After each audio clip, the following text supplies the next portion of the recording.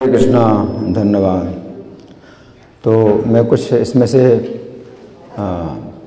पढ़ूंगा। श्री भगवान ने कहा कि व्याख्या बहुत विस्तृत है। तो भगवान यहाँ पर कह रहे हैं कार्यम कर्म समाचर है।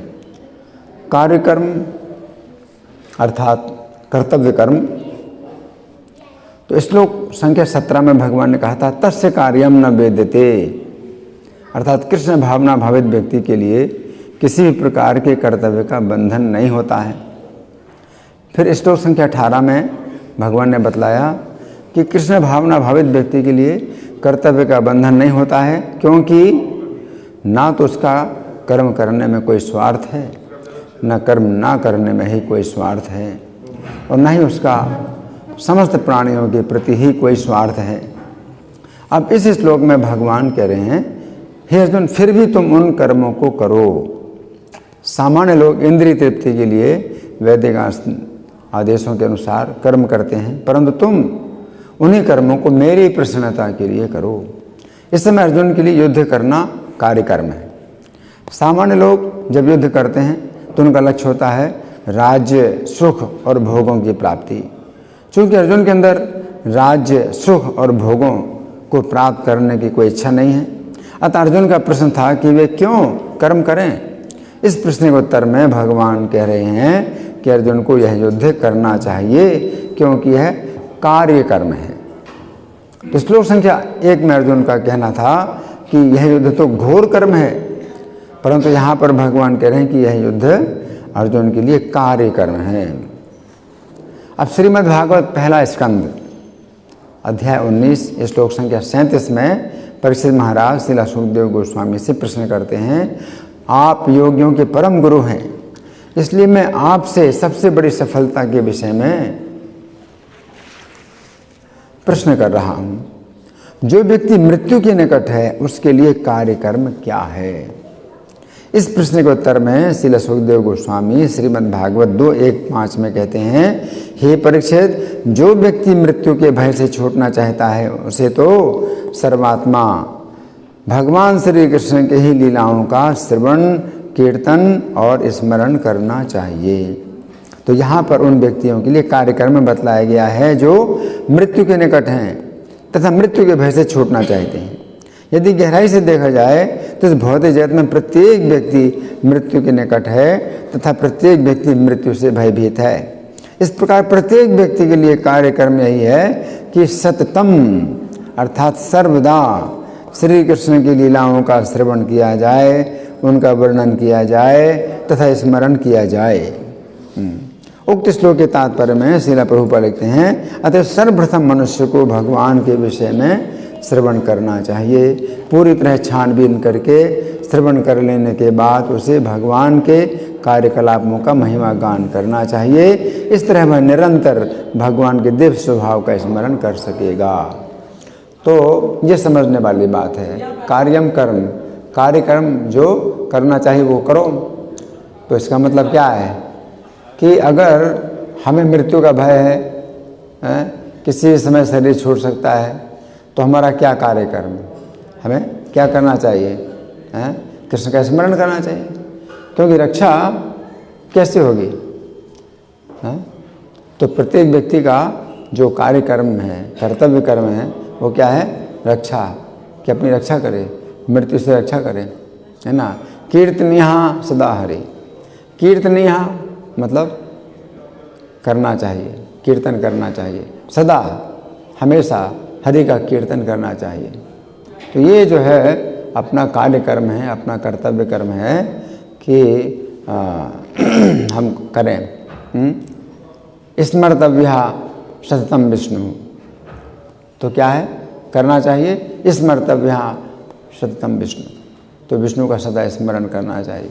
विस्मर्तव्यो न जात उचित, और क्या नहीं करना चाहिए, तो विस्मरण नहीं करना चाहिए। विस्मर्तव्यो न जात उचित, सर्वे विधि निषेधासु किंकरा एति और न संशया। तो जितने भी विधि हैं, यानी जो करना है, ये करना वो करना, तो ये सब जो विधियां हैं ये इसी विधि के सेवक हैं। क्या विधि करना चाहिए, क्या करना चाहिए, सबसे बड़ा कार्य स्मर्तव्या सततम विष्णु, कि विष्णु का सदा स्मरण करना चाहिए। तो ये कहा गया है निश्वासे नहीं विश्वास कदा वृद्धो भविष्यति। तो श्वास का कोई विश्वास नहीं है, कब रुक जाएगी। कीर्तन्यम अतो बाल्यात् हरि नाम एव केवलम। तो बचपन से ही हरि नाम का कीर्तन करना चाहिए। कीर्तनियम अतो बाल्यात्। तो कीर्तनीय का मतलब कीर्तन करना चाहिए। क्या करना चाहिए? कार्य। क्या कार्य? कार्यम कर्म। तो जब भगवान कार्यम कर्म की बात कर रहे हैं तो मनमाना कर्म नहीं है कि हम जो है मनमाना कर्म करें, ये नहीं है। तो लोग तो सोचते हैं भाई गीता में तो भगवान ने कहा कर्म करना चाहिए तो हम कर्म कर रहे हैं, है ना। तो सभी लोग कर्म कर रहे हैं अपने मनमाने कर्म कर रहे हैं। तो क्या गीता की यही शिक्षा है कि मनमाने कर्म करो? ये नहीं है। गीता की जो शिक्षा है वो है कि कार्यम कर्म करो, अकार्य कर्म नहीं करना है। जो नहीं करना चाहिए वो नहीं करना है, जो करना चाहिए वो करना है। तो इस प्रकार से भगवान जब कह रहे हैं कार्यम कर्म समाचर, कि कर्तव्य कर्म करना चाहिए और सततम हमेशा करना चाहिए। तो एक श्वास का भी जो है हमें विचार करना चाहिए, प्रत्येक श्वास का विचार करना चाहिए कि प्रत्येक श्वास में हमें क्या करना है। तो कृष्ण का स्मरण करना है प्रत्येक श्वास में, एक भी श्वास बेकार ना जाए, हमारे मनुष्य के जीवन की एक भी श्वास बेकार ना जाए। प्रत्येक श्वास में हमें कृष्ण का स्मरण करना चाहिए। श्वास श्वास पर हरि भजो, वृथा श्वास मत खोल, ना जाने या श्वास को आवन होए न होए। तो प्रत्येक श्वास में हरि का भजन करो, बेकार की श्वास को बेकार मत खोना है, क्योंकि फिर ये श्वास जो है दोबारा पता नहीं आएगी कि नहीं आएगी, है ना। तो भगवान जब कह रहे हैं कार्यम कर्म समाचार है, तो हमें कलयुग में विशेष रूप से आयु का कुछ ठिकाना नहीं है, किसी भी समय आयु छूट जाती है। कलयुग में मृत्यु का जो है बहुत संभावना है। दूसरे युगों में तो होता था कि असमय में मृत्यु नहीं होती थी, लेकिन कलयुग में हर समय मृत्यु जो है सामने खड़ी रहती है। तो ऐसी स्थिति में कलयुग में विशेष रूप से बताया कला तद कीर्तनात्, कि वो जो है कलयुग में जो विधि है वो हरि कीर्तन, कि हमें कीर्तन करना चाहिए। और इसके लिए कोई आवश्यकता नहीं है समय का विचार करने की, हर समय कर सकते हैं। इसमें कोई ऐसा नियम नहीं है, समय का या स्थान का कोई नियम नहीं। हर समय हर स्थान में आप कर सकते हैं, क्योंकि समय जो आयु है तो ये जो है जब निकल जाएगी तो हमें फिर कुछ मिलेगा नहीं, फिर मौका नहीं मिलेगा। तो जितना अधिक कर सकते हैं करें, और यही हमारे साथ जाएगा। तो कार्यम कर्म समाचार का मतलब यही, वो कर्म करो साथ जो आपके साथ जाएगा। लेकिन जो आप कर्म कर रहे हैं जो आपके साथ जाएगा नहीं, इतना परिश्रम किया लेकिन कुछ भी फ़ायदा नहीं, आपके साथ नहीं जाता, है ना। तो फिर क्यों करें ऐसा कर्म?